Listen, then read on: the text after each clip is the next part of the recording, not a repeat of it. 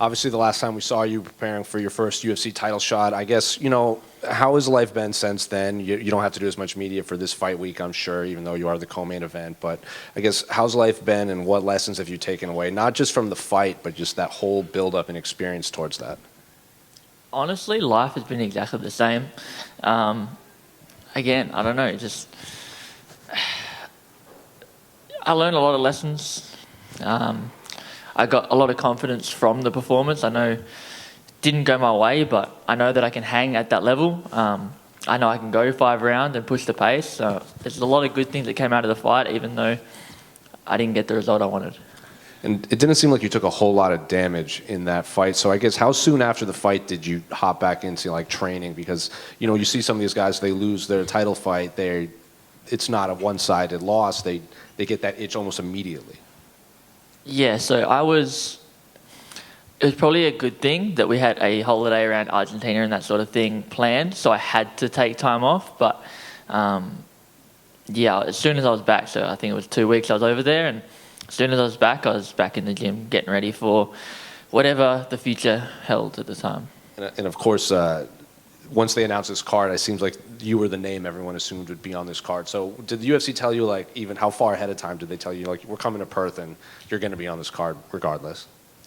Well, I knew they were coming to Perth, and I don't remember how long before the fight they gave me Kai's name, but I wanted to be on it. They obviously were happy to have me on it, have a Perth boy represent on the card. So as long as I wasn't injured, I was taking the fight, whoever they gave me. So I think, yeah, they just threw a name and they knew I was going to say yes. And what do you make of Kai as an opponent? He's a guy from this part of the world that's kind of the veteran of this division. So I'm sure you watched him before you got to the UFC. And so what are you expecting from him on Sunday morning?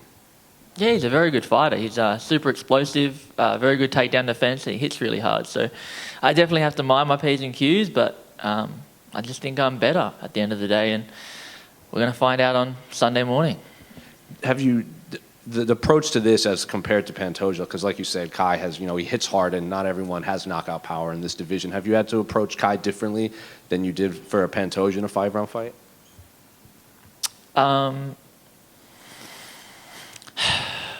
Not really. I mean, they both throw wide shots more so than anything else. It's just I'm not preparing for a guy who wants to take me down constantly. So I guess more of my camp is focused on the striking element. I'm not delusional. There is a chance, especially if it's not going well for him, that he will try to take me down. So I still need to keep that up and keep improving at it. But a lot of it's focused on the stand-up. Were you hoping this would be a 5-round co-main event? Because it's lately we've seen there's a title fight and then maybe a co-main event would be 5 rounds. Yeah, so after going 5 rounds, I definitely want to go 5 again. I think 5 suits me. I think the fact that I was finishing over the top of Pantoja means that I can finish over the top of a lot of people, and I just think 5 suits me. Are you surprised that you're returning before Pantoja in that fight? No, not at all. He first of all said that he needed to take some time off, and I like being active. I like fighting. So, yeah, not surprised at all. Can I get your thoughts on what happened to Mokaev? He was a big name in this division, and now he's no longer part of the promotion. I don't want to kick a man when he's down as much as possible, but yeah, he made some decisions. He obviously wasn't. People didn't make a fan of people, I guess, as not the fans and obviously the people in the company. So I feel bad for what happened to him, but I guess he did it to himself. And 2 quick ones unrelated to your fight, but I'm sure you saw in November they're going to implement those new rules that allow 12 to 6 elbows and redefine grounded opponents. I'm curious, do you like those rules, and do you think it's been a long time coming? I don't know if I like the rules or not. I kind of do, kind of don't. I want to see how they translate. I'm excited to throw a 12 to 6 elbow at somebody, climb the tree and throw one, but I don't want to get hit by one so much. So I will see how it works out. And can I get your thoughts on the main event between Dricus and Israel? Yeah, I think Izzy's really good, as everybody knows. I think he's going to hit him. He's going to be able to find a way to put his hands on him to start with, and then I think Dricus is going to keep pushing and then eventually walk onto a really devastating shot. Thank you. Steve Erceg. You and I talked yesterday. You said you kind of have a bucket list. You want to get a fight with a Mexican fighter because you love the culture and everything kind of about that. So where did that start for you? Like, how did you come about, being into the Mexican fight culture?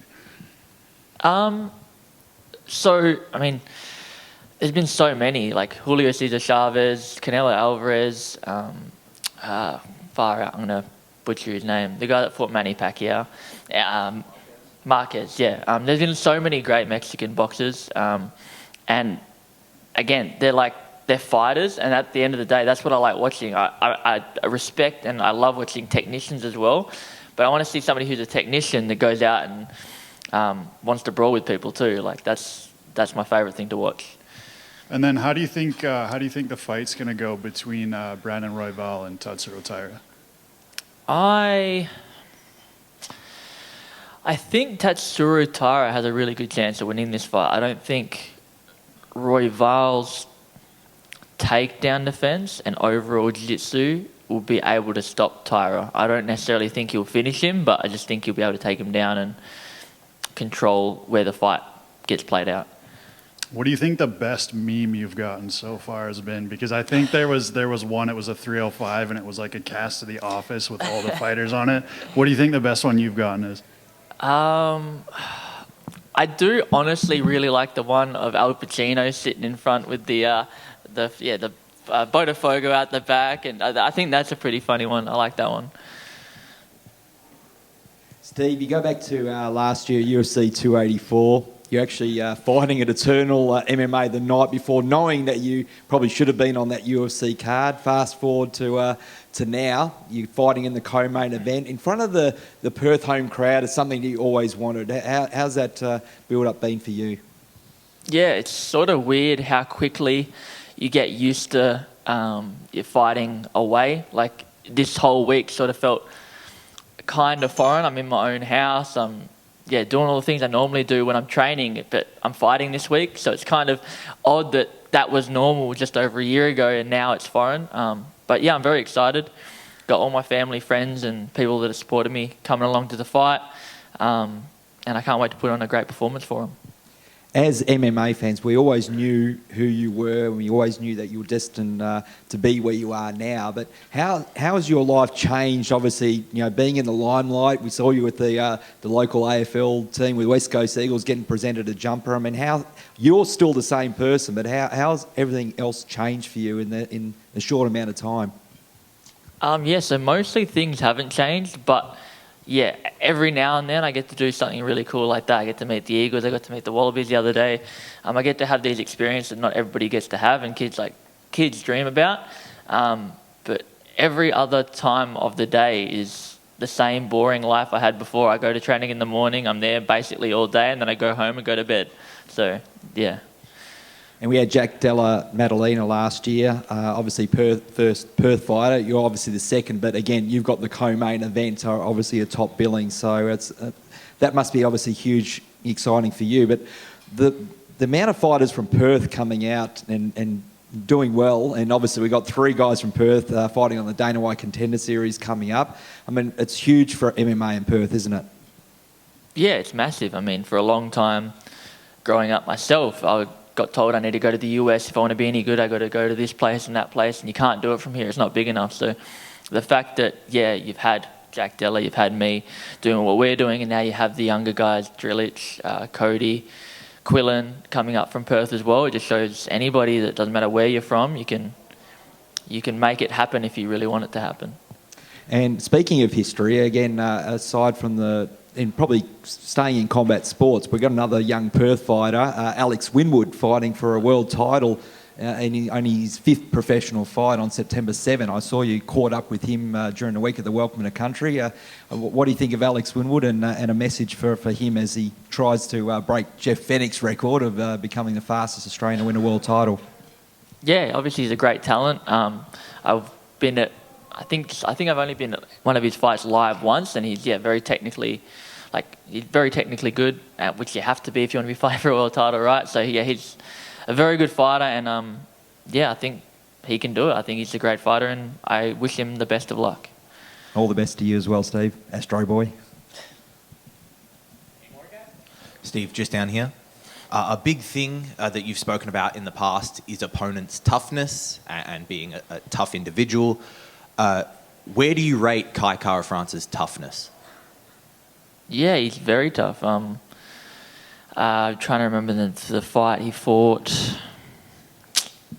Doesn't matter who he fought. Anyway, but he's he was getting choked and he couldn't get the guy off his back, but even though he's deep in the choke, he was fighting the whole time. He didn't give up. He's a tough guy. I'm just hoping he's not as tough as I am. Your last fight before you joined the UFC was here in the hometown, but now obviously a much bigger stage. Is family coming out to see you? Yep. How is that for you? You're fighting, I suppose technically not the biggest fight of the career, but still a very big fight at home. How is that to have the family around? Yeah, it's good. It's very good. I've been very lucky though in the fact that my family have travelled to Brazil and Vegas or New York, all that sort of stuff. They've always sort of been around, so I'm very blessed that way. And I get that same thing. Just they don't have to travel now.